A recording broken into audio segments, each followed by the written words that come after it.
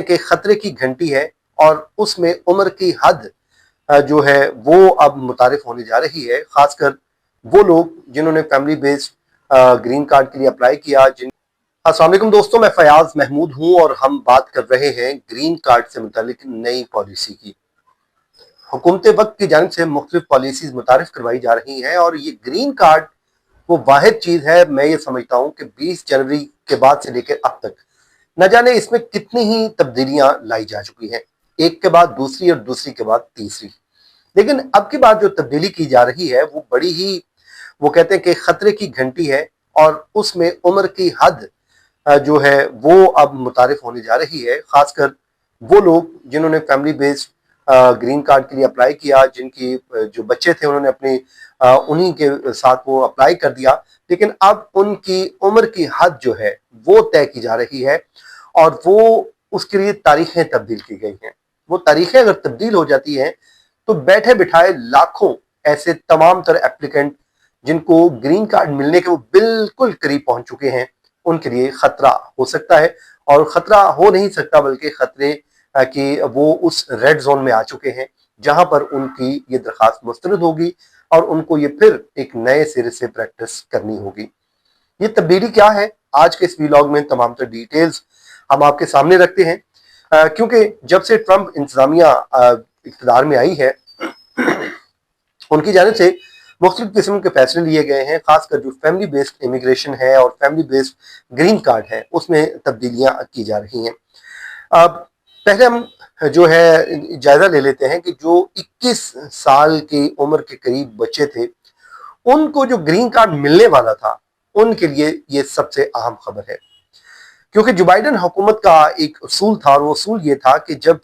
बच्चों की वो कैसे निकालते थे कि किस उम्र से किस उम्र तक उसको मिलना है, तो वो कहते जब उसकी उम्र निकालते थे तो उसका वो तारीख वो देखते थे जब उसने ग्रीन कार्ड की दरखास्त जमा करवाई थी और उसको वहीं पर ही फ्रीज कर दिया जाता था और उसके बाद उसका जब नंबर आता था तो उसे ग्रीन कार्ड मिल जाता था। उसका फायदा ये था कि प्रोसेस पे भले कई साल गुजर जाएं लेकिन उन्हें जो है उन बच्चों की उम्र हमेशा फ्रीज रहती थी और वो उसके लिए अहल रहते थे और उनको ग्रीन कार्ड मिल जाता था। लेकिन अब USCIS की जानिब से एक नया उसूल मुतारिफ करवाया गया है और वो ये किया जा रहा है कि अब जो डेट है उसका जायजा लिया जाएगा जब वीजा जो है हकीकी तौर पे जब दस्तयाब होगा और वो जिसे कहते हैं तो उस वक्त उस डेट का जो जब वो दस्तयाब होगा ग्रीन कार्ड तो उस वक्त उस डेट को देखा जाएगा और उस वक्त उनकी एज क्या है, क्या कुछ बनता है, तो ये सब कुछ उस टाइम होगा। उसको कहते हैं फाइनल एक्शन डेट। तो मसला ये है, जो तारीख है वो तो जाहिर है आपकी जो डेट ऑफ बर्थ है वो तो अक्सर कई साल आप पीछे होते हैं जब एक क्यू लगी हुई है, एक पूरा एक बैकलॉग है। इस वक्त लाखों का बैकलॉग बन रहा है। अगर मैं सिर्फ बात करूं जुलाई से ऑनवर्ड जनवरी और तकरीबन 6 मंथ का अगर हम डाटा की बात करें तो 5 लाख से जायद एप्लीकेंट आए हैं जिन्होंने ग्रीन कार्ड अप्लाई किया है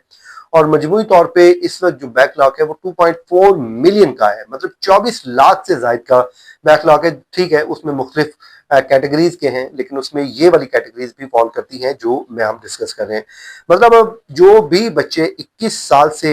जो ज्यादातर जो बच्चे हैं वो 21 बरस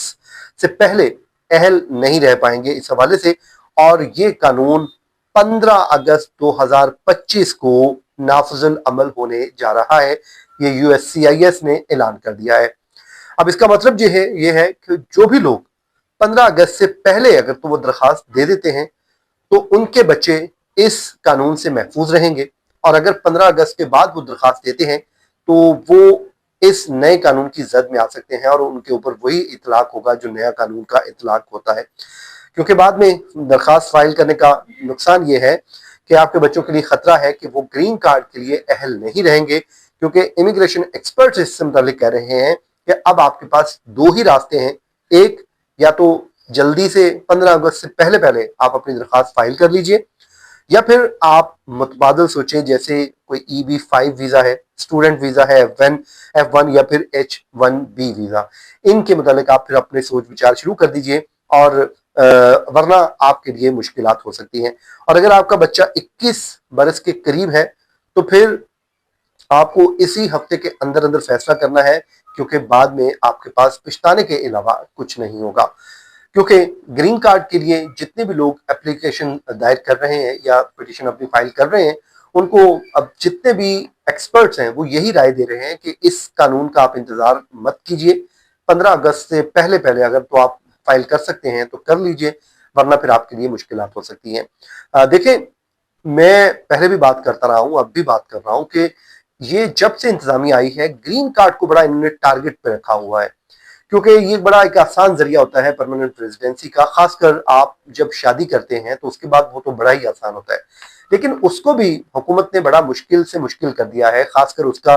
जो दुरानिया है, आप कोई एप्लीकेशन जब आप फाइल कर देते हैं तो उसमें बड़ी जो है मुख्तलिफ चीजें की जाती हैं, उसमें स्क्रूटनी का अमल बढ़ा दिया गया है, इंटरव्यूज रख दिए गए हैं, फीसें बढ़ाई जा रही हैं, और मतलब इतना कुछ उसमें तब्दीलियां ले आए हैं ताकि इसको ज्यादा से ज्यादा लिंगर ऑन करवाया जाए, लोगों को इंतजार की सूली पर चढ़ाया जाए, और जब तक वो इंतजार करते करते थक जाएं तो फिर वो खुद ही कहेंगे ठीक है हमने यहाँ पर नहीं रहना तो चले जाएं। तो ये किसी हद तक मुमकिन हो सकता है। हुकूमत की जो पॉलिसी है वो बड़ी वाज़ेह है, और वो पॉलिसी ये है कि अब ग्रीन कार्ड ऐसे ही नहीं थमा देना, बल्कि उसमें ये तब्दीलियां इस बात की का इशारा दे रही हैं कि इसको मजीद मुश्किल करने का मकसद यही है कि कम से कम लोग इससे मुस्तफीद हों, और अगर जो मुस्तफीद हो वो बिल्कुल जेन्युइन बंदा हो, वो उसका जो है डाटा क्लियर हो, उसका जितना भी रिकॉर्ड है वो क्लियर हो, और वो एक साफ सुथरा बंदा हो, ताकि वो अमरीकी जमीन पर रहे तो अमेरिका के लिए कोई किसी किस्म का खतरा ना हो। दोस्तों, ये थी नए असूल की, नए कानून की तफसीलात जो आपके सामने रखी हैं। अपना हमेशा की तरह बहुत सा ख्याल रखिए। मुझे दीजिए इजाजत। अल्लाह हाफिज।